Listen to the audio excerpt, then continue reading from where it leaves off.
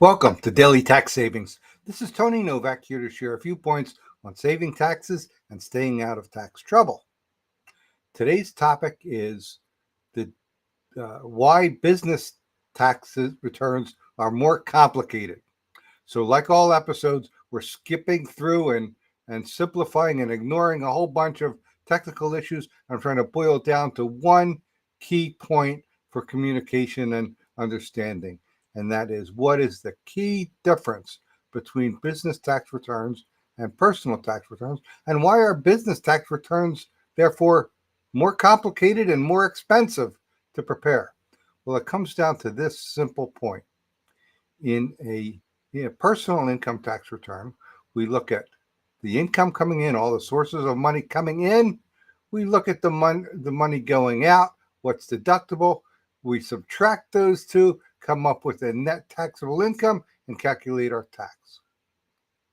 The business return starts the same way, all of those same steps, but then there's an entirely different second step for an entity tax return, and that is that we have to look at the balance sheet, that is what the business owns and what it owes, and compare last year to this year that we're doing the tax return, and the difference, let's assume it's an increase, better equal the amount of income that we are reporting, the gain that we are reporting for that entity.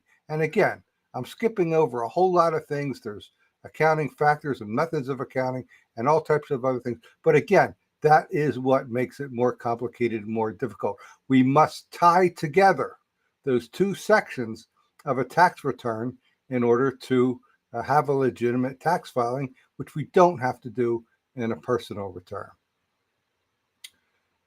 The reason for this episode, and I hope the value of it, is that a lot of people, for example, that are just in control of a tiny little nonprofit say, oh, we only made $20,000, and how can the tax return be so complicated? Well, it's because of that second step. Even for a nonprofit entity, the tax return must include those two different steps, whether for-profit or nonprofit.